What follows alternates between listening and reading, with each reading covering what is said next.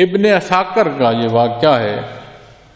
آپ طب اول خمیری ایک بادشاہ گزرا ہے جس کا واقعہ لکھتے ہیں، اور اس کا وقت 1000 سال پہلے، 1000 سال پہلے آپ صلی اللہ علیہ وسلم کی ولادت مبارک سے.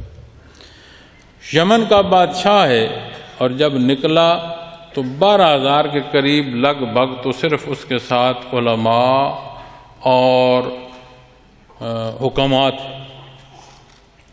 کوئی 1.25 لاکھ 1,32,000 کے قریب تو اس کی فوج جو تھی سوار تھی، اور اتنی لگ بھگ 1.25 لاکھ کے پیدل جو فوج تھی، پیادہ فوج تھی، اور اتنا کچھ سامان اور سارا جاؤ جلال.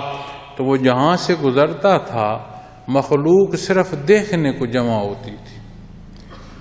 تو وہ سفر کرتا مکہ مکرمہ پہنچا تو اہل مکہ کوئی نہ آئے اس کے دیکھنے کے لیے جاؤ جلال. تو اس نے پوچھا رفقا سے کہ یہ یہاں کا کیا معاملہ ہے؟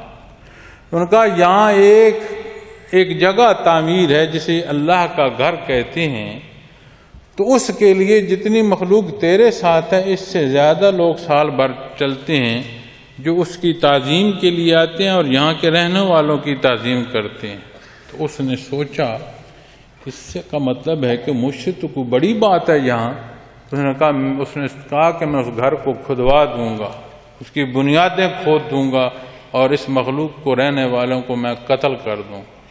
جب اس نے یہ ارادہ کیا تو اس کی آنکھ، ناک، منہ سے ایسی رطوبت اور خون بہنا شروع ہو گیا کہ اس کے قریب اس کے خادم بھی نہیں بیٹھ سکتے تھے. ایسی حالت ہو. بے شمار پہلوؤں سے علاج ہوئے. 12,000 حکماء علماء، 12,000 تو ہم رقاب تھے. تو جو ایک ان میں آلہ تھا اس نے جب نبض آ کر دیکھی، اس نے کہا حضور بیماری جو ہے یہ تو آسمانی لگتی ہے، علاج آپ جو ہے وہ دنیا کا کر رہے ہیں. کوئی ایسی نیت، کوئی ایسا معاملہ جو گستاخی کا ہے، آپ نے کوئی نیت کی ہے تو اس سے ہٹ جائیں. اب اسے سمجھ آ گئی، توبہ کی، تائب ہوا. پھر اہل مکہ کو اس نے ہر ایک کو ساتھ ساتھ اشرفی بھی دی اور بیت اللہ شریف پر ریشمی لحاف بھی چڑھایا. توبہ کی.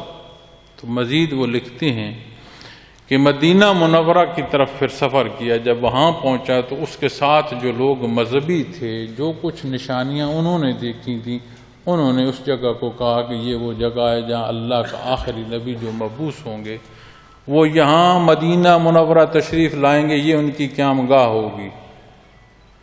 تو اول خمیری یمن کا بادشاہ 1000 سال پہلے وہ مکہ مکرمہ میں ایمان لا چکا تھا.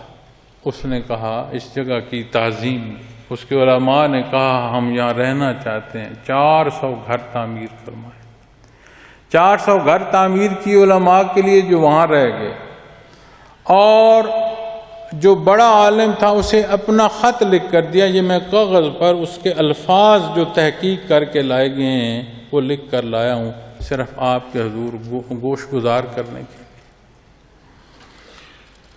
تو جب بات اس کی آئی تو اس نے کہا کہ میرا یہ ایک نامہ آپ کے حضور میں لکھتا ہوں، اسے سنبھال رکھنا. تو یہ آپ کے حضور پیش کرنا. اور 2 منزلہ گھر تعمیر کروایا اس نے.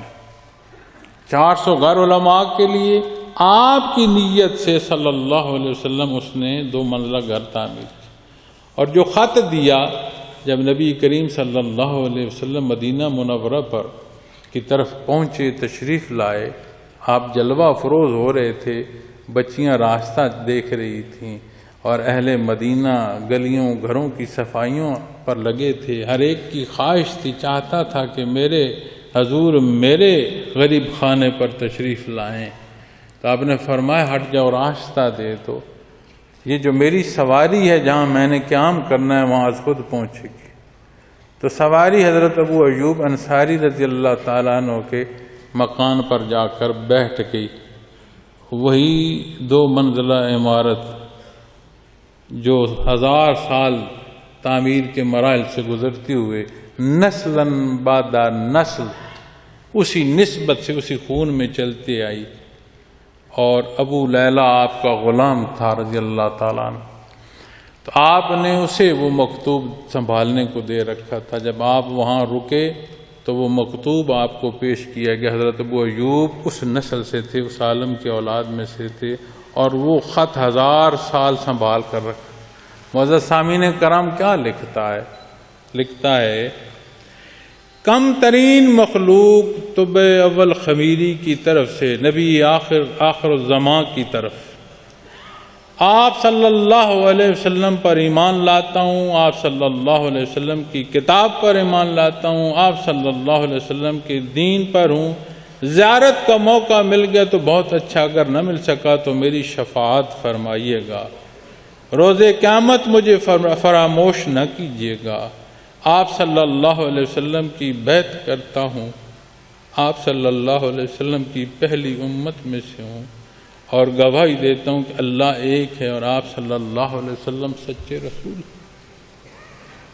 1000 سال پہلے وہ مٹی کیا بولتی ہے، وہ کنکر کیا بتلاتے ہیں، اس کے علماء بیٹھ کر بتا رہے ہیں کہ یہاں نبی کریم مبعوث ہو صلی اللہ علیہ وسلم۔